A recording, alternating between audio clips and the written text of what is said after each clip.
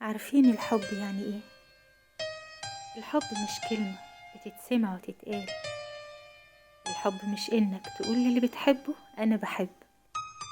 الحب انك تثق فيه وترتاح له، انك تبقى مشتاق تسمع صوته، انك تحس معاه بالامان.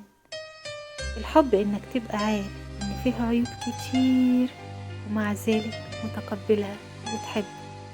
عرفتوا بقى الحب يعني ايه؟